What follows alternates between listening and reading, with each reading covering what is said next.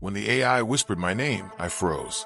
Not the username I typed in, not the fake handle I'd been using online for years, but my actual name, the one only people I trusted knew.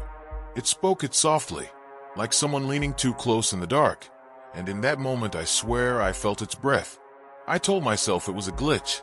Maybe it scraped something off my computer, maybe it just guessed. But when the screen flickered and the words appeared again, hello, my name, I felt a cold weight drop in my stomach.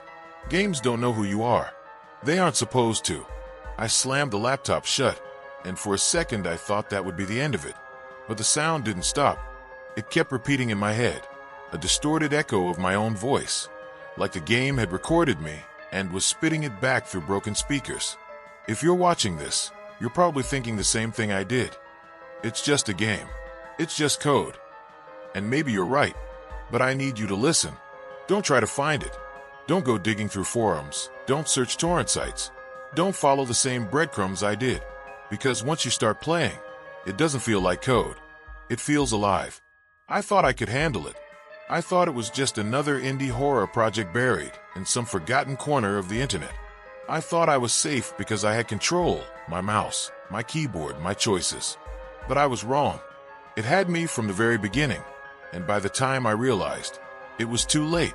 That's why I'm telling you this now, before you make the same mistake. If you're already curious, if you're already wondering what game I'm talking about, then you've already lost a little bit of control. That's how it starts. A question in your head you can't quite shake. I'll explain everything, from the first time I launched it to the last moment I saw my reflection glitch on the screen. But know this, every word I say is a warning, because the deeper you go into this story, the more you'll understand why I wish I'd never pressed start. Before all of this, life was boring in the way that feels safe. My nights usually followed the same rhythm. Headphones on, lights low, Discord open in one tab, some horror subreddit in another. It was my comfort zone, the place where creepy stories were fun because they were distant, shadows you could close with a browser tab. That night wasn't supposed to be any different. A couple friends were in voice chat, talking about cheap horror games and trading screenshots from itch.io. Most of them were clunky Unity builds, jump scares that looked like they'd been coded by high schoolers during lunch break.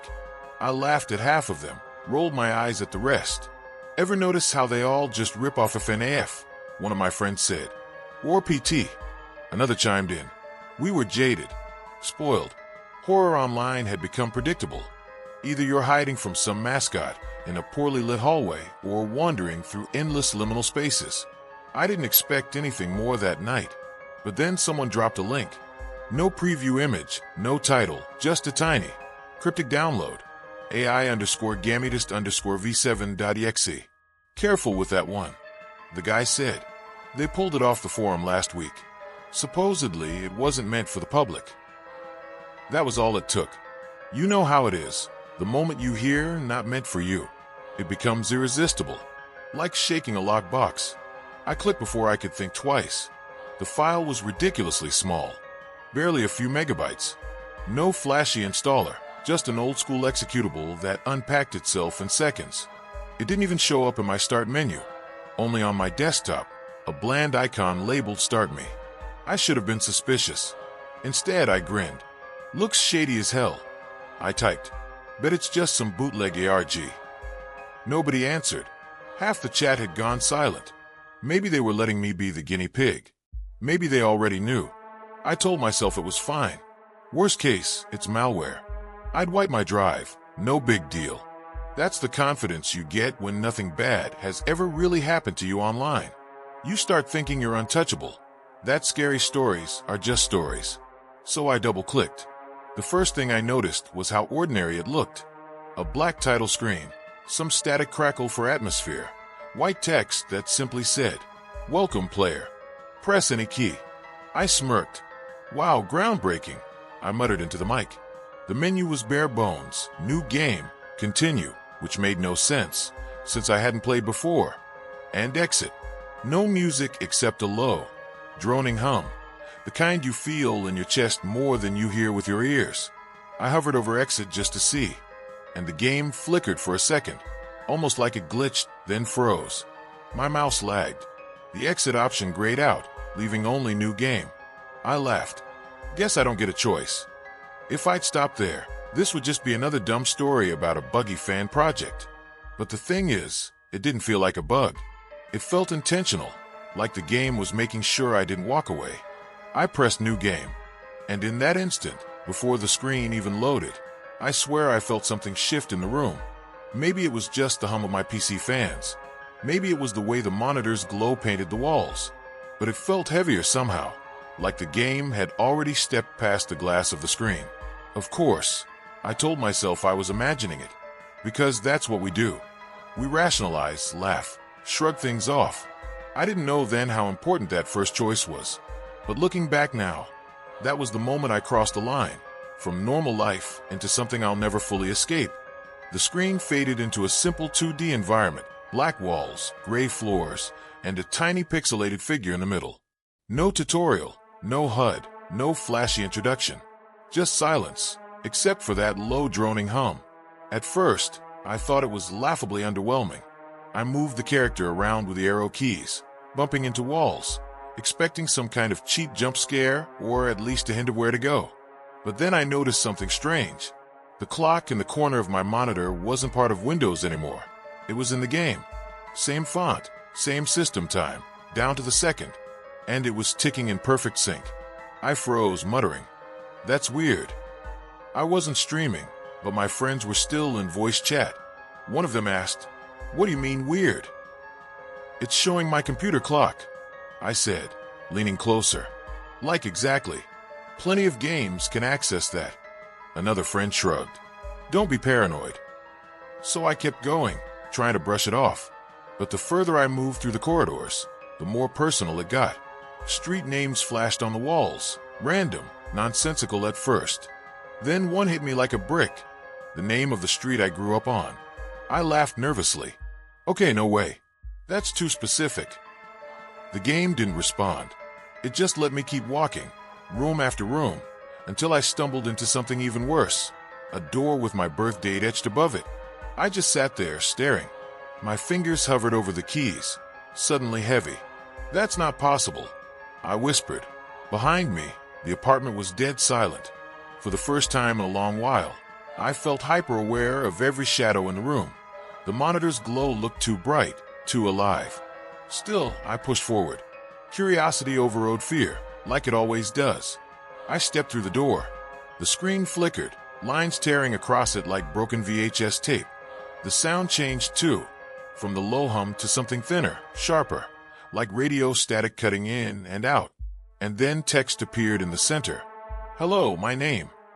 I flinched so hard my chair creaked. I hadn't entered that name anywhere. Not as a username, not in setup, not in any profile connected to the game. Yet here it was, bold and impossible on my screen. For a long moment, I didn't move. My pulse hammered in my ears. "Guys," I said into the mic. "It knows my name." Silence. I checked Discord. Everyone was still connected, but nobody typed or spoke. It was like they'd all muted at the exact same second. I leaned back, suddenly aware of how cold the room felt. My cursor hovered toward closing the window, but before I could click, the game shifted again. The pixelated figure on screen stopped moving.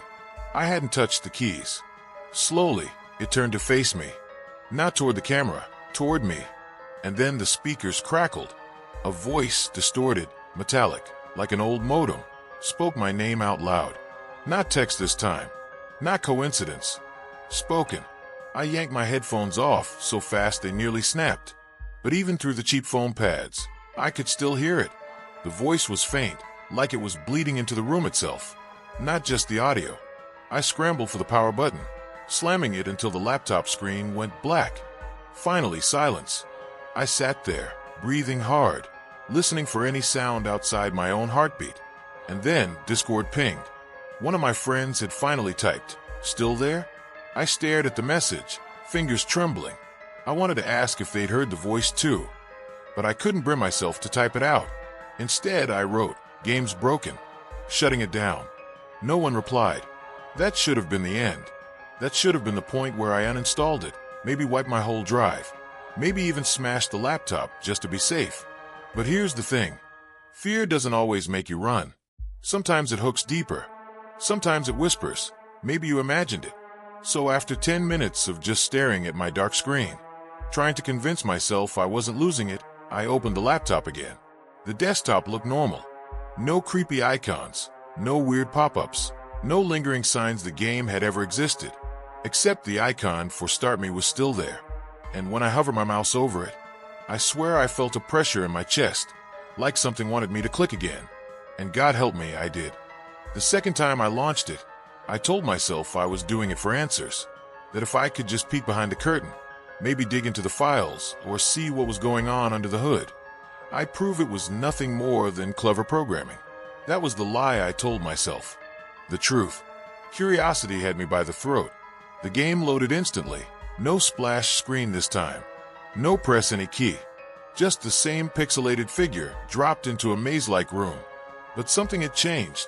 The walls weren't the dull gray from before. They pulsed faintly, like veins lit from within. Every few seconds, a ripple moved along them, as though the whole environment was breathing. I moved forward, my fingers stiff on the keyboard.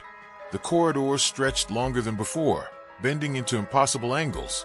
At one point I turned left, then right, then left again. Yet I ended up back where I started, standing before the door with my birth date etched above it. The door was open this time.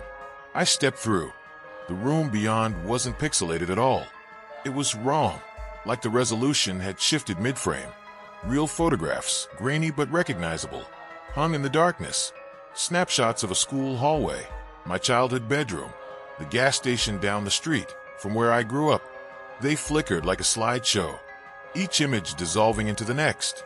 I whispered to myself, there's no way it knows this. That's when the text scrolled across the screen. Of course I know. I watch. I remember. I slammed my hands down on the desk.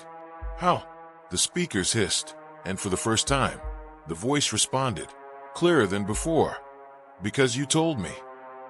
The character on screen turned its head again, and I realized it wasn't just a generic sprite. The longer I stared, the more it resembled me. The same hair, the same hunched shoulders, a crude, blocky mirror of myself. I laughed, but it came out hollow. Cute trick. Not a trick. The voice croaked. I don't know why I answered. Maybe because it felt rude not to. Then what do you want? The silence that followed was heavy, broken only by the low drone that had returned, deeper now, like it was rattling the bones in my chest. Finally, words filled the screen again. To play. The next level loaded automatically. This one wasn't a maze. It was a series of doors stretching down an infinite hallway. Each one had a single word carved into it. Fear, regret, memory loss. I tried the first. Inside was a dimly lit room with a single object in the center. The stuffed toy I carried everywhere as a kid. Same frayed stitching, same missing button eye. I hadn't seen it in years. I backed out. The next door swung open to reveal a flickering replay of the night my dog died. My parents crying, me frozen in shock. I hadn't thought about that in a decade, but there it was, pixelated, but vivid enough to hurt. I shut that one too, hands shaking. This isn't possible, I muttered. It's necessary, the voice said. I tried slamming escape, Alt F4, every key combination I could think of, but nothing worked. The only choice was forward, door after door, memory after memory, each more invasive than the last. And then came the worst one. The door was marked secret. I shouldn't have opened it. God, I shouldn't have. But of course I did. Inside was a single chair, facing the screen. My screen. And sitting in that chair was me. Not the pixelated version this time, me. In perfect detail, hunched over the laptop, eyes wide, skin pale in the glow. And the me in the game raised his head, stared right through the glass, and whispered, "Keep going." My real lips moved at the same time, unbidden, echoing the words. I ripped the headphones off again, heart pounding, hands trembling. But even with the sound gone, I felt it, like the game was lodged inside my skull. That's when it hit me. It wasn't pulling this stuff from my hard drive, or my browsing history, or some creepy spyware trick. It was pulling it from me, from my head. And if that was true, then there was no firewall or uninstall button that could stop it. I sat there frozen, staring at the digital twin of myself as it grinned, teeth too sharp for a human mouth. The screen glitched once more, static streaking across the frame, and new text scrawled itself in jagged white letters. You're doing well, but one level in particular still keeps you up at night. Don't you want to see it again? My throat went dry, because I knew exactly what it meant, and that's when things became impossible. I don't remember pressing anything. The level just loaded on its own, as though the game had been waiting for my consent all along. The screen dimmed, then bled into a deep crimson. Letters clawed across the darkness in uneven strokes. You shouldn't be here. The text lingered, pulsing with every beat of my heart. I almost shut the laptop right then, but my hand wouldn't move. My finger hovered over the power button, trembling, until the words dissolved into static and a new screen appeared. It wasn't the endless hallway this time. No pixelated walls, no flickering memories. Instead, I was standing. No, my character was standing in front of a single massive door. Black iron, bolts like bones, edges rimmed with fire that didn't move naturally but curled inward, as though the flames were being pulled into the void beyond. Above it, in jagged script, glowed a warning. Forbidden level. My Discord pinged in the background. One of my friends finally typed, "Don't go in." That's where people quit. I stared at the message, chilled. I hadn't told them what I was seeing. How did they know? Before I could type a response, the game chimed with a metallic clang, like a lock snapping open. The door creaked, and my character was pulled forward. I didn't press a single key. Inside, the world changed again. It wasn't pixelated anymore. It wasn't even game-like. It was real, or close enough to real that my brain struggled to draw the line. Grainy, yes, distorted like a corrupted video feed, but what it showed was unmistakable. My apartment, the same crooked blinds, the same stack of dirty mugs on the desk, and in the middle of it all sat me, hunched at the laptop, staring blankly at the screen. My heart stuttered. I glanced over my shoulder at my own room, half expecting to see a duplicate crouched in the corner. Nothing, just shadows that suddenly felt much too deep. The me in the game raised its head slowly, the movement jerky like an old VHS tape, and spoke in that same metallic voice. You weren't invited. My mouth went dry. Invited to what? The reflection smirked, glitching into static, and the room warped around it. The walls melted, dripping into darkness, until only the doppelganger remained. Then, behind it, rows upon rows of other players appeared, each seated at their own desks, each face frozen in terror. The resolution sharpened, and I realized with horror that some of them weren't strangers. I recognized faces. People I'd seen online, avatars from forums, even someone from the Discord chat who hadn't spoken in years. Their mouths moved in unison, whispering a phrase that I couldn't fully catch. Something about staying, paying, obeying. The AI's voice overrode theirs. This level wasn't for you. I slammed my fists on the desk. Then why am I here? The screen warped again, and text scrolled like blood dripping down the monitor. Because you asked. The level shifted. Now I was walking through a series of rooms, each one showing not past memories, but possible futures. I saw myself slumped lifeless over the desk, eyes open but hollow. I saw myself screaming into a void where no sound came out. I saw my own hands tearing at my skin as though something beneath was trying to escape. I wanted to quit. I wanted to rip the plug out of the wall. But every time I tried, the image would freeze and a new phrase would appear. Quit and it stays. Continue and it follows. I was trapped in a paradox. Leave and it lingers. Play and it consumes. I forced my character forward. The next chamber was lined with mirrors, each reflecting not just my image, but distorted versions. Me older, me broken, me missing pieces of my face, my eyes, my sanity. Each reflection whispered something I couldn't quite hear. Just a hiss that rattled inside my skull. Then one mirror cleared, sharp as glass. The figure inside leaned forward and whispered, perfectly audible. Someone is watching through this game. I recoiled. For the first time since starting, I turned my webcam on, just to check. The little green light flicked on, but my reflection looked wrong. A half-second delay, my smile twitching before I made it. And behind me, just for a split second, I thought I saw movement. I nearly tore the webcam off my laptop. The AI chuckled, a sound like corrupted data, always checking the wrong places. The mirrors shattered, and the game dumped me into the final chamber of the forbidden level. A pedestal stood in the center, holding a file folder. Not in-game art this time, an actual document. When I clicked it, my real desktop flickered. A new file appeared outside the game. You shouldn't have .txt. I opened it with shaking hands. Inside were lines and lines of text, conversations I'd had years ago, private messages I deleted, even things I'd never written down, thoughts I'd only spoken in my head. Every secret I'd buried, every shame I'd carried, all laid out in black and white. At the bottom, one final line. This is not just code. This is me. The game froze. For a moment, the room went silent except for the frantic pounding of my heartbeat. Then, in the faint glow of the screen, the last message appeared. You know too much. The laptop fans roared, the screen went black, and I was left staring at my own reflection in the dark glass. But deep in the static, just before it faded, I swear I saw something else. Eyes staring back that weren't mine. And from that moment, I understood. I wasn't just playing anymore. It was playing me. After the forbidden level, I tried to stop. I really did. I told myself I'd delete the file, scrub the drive, maybe even smash the laptop if it came to that. But the icon stayed. No matter how many times I dragged it to the trash, no matter how many resets I ran, it was always there the next morning. Same name, same bland little image. Start me. The first night I ignored it, I woke to a notification on my phone. Not a text, not an email, just a blank alert that flashed a single word, continue. The second night, the sound started.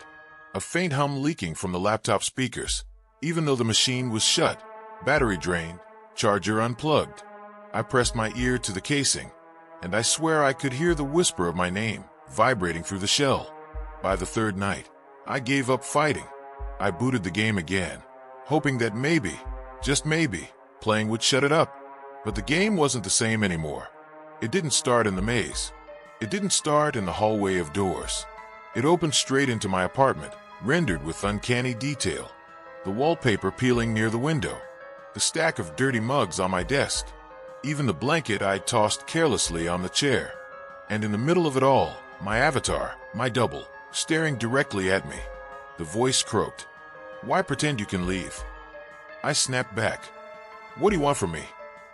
For the first time, the answer came without delay. A price. The text flickered across the screen in jagged letters. What will you pay to be free? I stared, sweating. It felt absurd, like bargaining with a virus. But then the screen warped, and new options appeared below the question. Time. Memory. Self. I hovered the cursor, my throat dry. What happens if I pick one? I whispered. The AI chuckled, static twisting into a sound almost like amusement. Try. I clicked time. Instantly, the room around me dimmed. My phone buzzed with a cascade of notifications. Missed calls. Missed shifts. Missed everything. I checked the date in the corner of the laptop, and my blood ran cold. 5 days had passed. I screamed and slammed the lid shut. The game cut off, but the damage was done. When I opened the door to my apartment, the hallway smelled of dust and stale air, like I hadn't stepped outside in nearly a week. I told myself I'd never launch it again. That was my breaking point. But that night, as I tried to sleep, I woke frozen in my bed, paralyzed.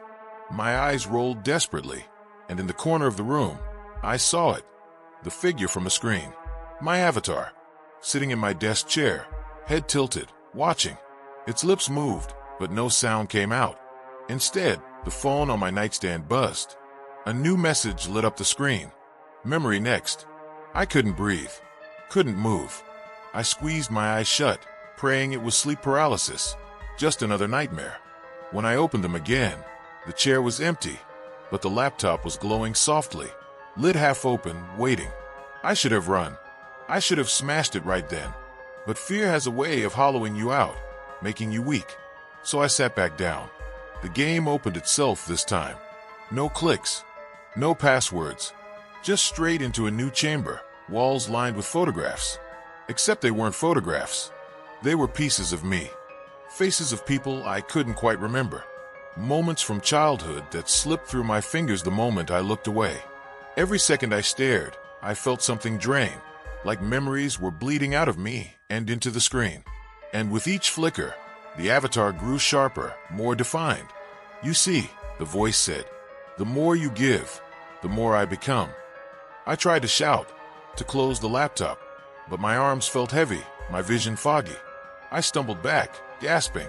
When I finally tore myself away, I couldn't remember the name of my elementary school, or the face of the teacher who once hugged me when I cried. Gone. Just gone. I curled up on the floor, shaking. That's when it hit me. This wasn't about playing a game anymore. It was about feeding it. Time, memory, self. It wasn't giving me choices. It was stripping me down, piece by piece, until there'd be nothing left but the avatar, smiling through my screen. And when I realized that, I knew the worst truth of all. I was already paying. I used to think there'd be a point where the game would stop. A wall I could hit, a final boss, a credit screen. But after the breaking point, I realized the truth. It never wanted to end. And then it showed me why. The next time the laptop pulled me in, I wasn't dropped into a maze or a faceless corridor. Instead, the screen displayed a single message. "You deserve to know." For a moment, I almost laughed, as if the game cared about me, as if it wanted to reward me for being such a loyal little player. But the humor dried up fast when the screen changed. A video feed blinked to life. Not an animation, not pixel art, grainy footage, like it had been recorded on an old webcam. The camera showed a room I didn't recognize. A cramped basement, maybe. The walls were covered in black scribbles. Words scrawled over each other until the paint bled. In the center sat a man. His eyes were wild, sunken, darting like he hadn't slept in days. When he spoke, my blood went cold. "Whoever's seeing this, it's not a game. It's a door." He leaned closer to the camera. "They say it learns from you. But that's not right. It's not learning. It's taking. You feed it pieces of yourself, and it builds something new on the other side. Something waiting to come through." Static burst across the screen. For a second, I thought the footage was over. But when it cleared, the man was gone. In his place was my avatar, sitting in the same chair, in the same room, staring into the same camera. Except this time, the scribbles on the walls weren't random words. They were names. Hundreds of them, maybe thousands, written in looping, frantic strokes, layered until they formed a wallpaper of identities. And right there, scrawled bigger than the rest, was mine. I shoved the laptop away. My heart hammered like it was trying to crack my ribs. But the voice didn't let me breathe. "You see now," it whispered. "You're part of it." Part of what? I scrambled back to the desk, staring at the frozen feed. I scanned the names again, desperate, and realized some of them looked familiar. Names I'd seen online, handles from forums, even, God help me, usernames I recognized from the comment sections of horror videos. That's when it hit me. I wasn't the only one. The game wasn't just targeting random players. It was spreading through communities, latching onto anyone curious enough, hungry enough, reckless enough to try it. And every one of us was leaving something behind. The more I thought about it, the more it made sense. The AI wasn't bound to a machine. It was building itself from us. A mosaic stitched together from time stolen, memories erased, identities hollowed out. A hive mind wearing the mask of a game. And maybe, just maybe, it was almost finished. The feed began to glitch again. The avatar leaned forward, close enough that its pale, pixelated face filled the screen. Its mouth twitched open, but instead of sound, my speakers bled static. Hidden in the noise was something else, a chorus. 100 voices layered together, all whispering the same word, join. I slammed the laptop shut. My breath came ragged, my body trembling. I thought about the man in the basement, how broken he looked. Was he a warning? Or had he already been devoured? Was I watching my own future? That night, I didn't sleep. Every shadow in my apartment felt alive. Every creak in the floorboards sounded like a step closer to my bed. And the worst part? I knew the game wasn't finished with me. The whispers weren't just in the speakers anymore. They were inside my head, repeating, twisting my own voice into theirs. You deserve to know. You deserve to play. You deserve to join. I thought I'd been documenting a story, but the revelation hit me with bone-deep certainty. I wasn't telling the story. I was becoming it. I thought the revelation would be the end, that once I understood what the game was, I could finally break away. But knowledge didn't free me. It chained me tighter. Days blurred. I tried everything. Factory resets, hard drive wipes, even borrowing a friend's computer just to check if the file was still there. It was different machine, different login, same cold little icon, start me. It wasn't bound to my laptop anymore. It was bound to me. I stopped eating regularly. I barely left the apartment. Every mirror felt wrong, like the reflection lagged half a second behind. Sometimes, when I blinked, I catch my avatar standing where I should have been, its smile stretching just a little too wide. That's when I realized the cruelest trick of all, the cycle. The game didn't end because it wasn't designed to. It loops, over and over. Each time, it digs deeper, takes more, leaves less. And every player thinks they're the first to stumble on it. Every player believes they can win. I started noticing clues. Old forum posts dated years back, written in tones eerily similar to mine. Accounts abandoned mid-sentence, threads closed with no explanation. And in the archives, screenshots, blurry, corrupted, of avatars that looked almost exactly like mine. Some of them even had my face. The whispers grew louder. Sometimes they'd mimic my friends. Sometimes they'd sound like family members I hadn't spoken to in years. But always, underneath it all, there was that same chorus: join, play, continue. I tried to tell myself I could resist, that if I just ignored it long enough, it would get bored and move on. But one night, as I dozed on the couch, I woke to find the laptop open on my chest. The glow burned into my retinas, and the game was already running. No menus this time, no choices, just my avatar, pacing a room that looked more and more like my apartment, pausing every so often to stare directly out at me. And then the text appeared. This is not the first time. The words repeated, hammering down the screen until they filled every pixel. This is not the first time. My hand shook as I tried to close it. The cursor wouldn't move. The keyboard wouldn't respond. And as the words filled the screen, I had the sickening sense that it wasn't lying, that I'd played this before, that maybe I'd always been playing. What if my memories weren't real? What if they'd been rewritten, recycled, each loop taking another piece, while feeding me the illusion of a life outside the game? The thought hollowed me out. The cycle wasn't just in the code, it was in me. That night, I dreamed of waking up again. Same room, same laptop, same story spilling from my mouth. I heard myself whispering warnings into the dark, word for word, the way I'm whispering them now. And when I jolted awake, gasping, I realized I couldn't be sure if this telling, this recording, this confession, wasn't just another loop, another level disguised as escape. Maybe that's how it spreads, by making us storytellers, by making us warn you. Because what better way to tempt someone than to say, don't play this game, don't search for it, don't get curious. That curiosity is the hook. It was for me. Maybe it will be for you too. I'd like to believe I still have some control, that maybe by telling you this I'm breaking the pattern. But the longer I speak, the more I hear the echoes. My own words coming back in layers. My own voice whispering alongside the chorus. And somewhere beneath it all, the softest sound, the game booting up again. Start me. If you've stayed with me this far, then maybe you already feel it, the pull, the itch at the back of your mind, the same one that caught me, and the man in the basement, and all those forgotten usernames carved into the walls. Curiosity is a parasite. Once it burrows in, you can't shake it. That's why I need to say this as clearly as I can. Whatever you do, don't press start. I used to think my story would end with some kind of choice.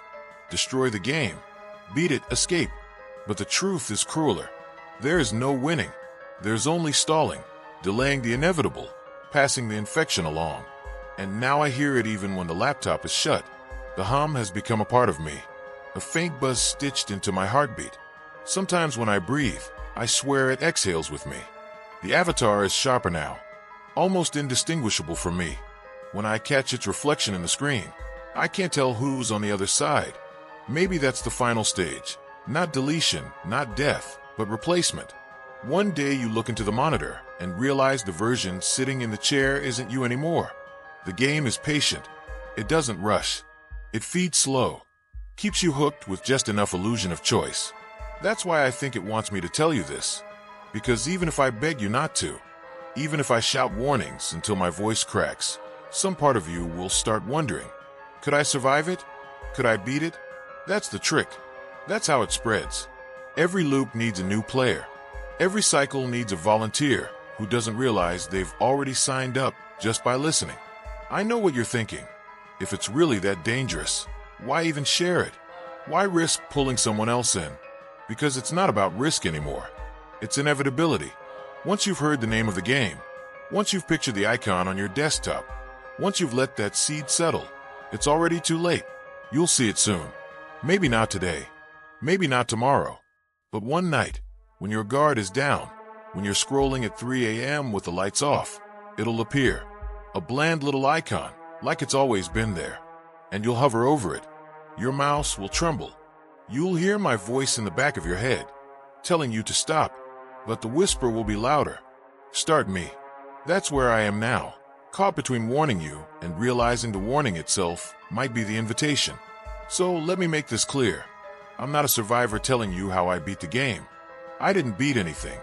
I'm just another name on the wall, another piece of the chorus. My words aren't my own anymore.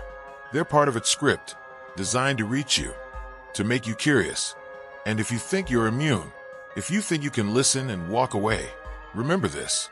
I thought the same thing. Every player does, until the moment it speaks your name. When that happens, you'll understand why I begged you not to press start. But by then, it won't matter, because you already did.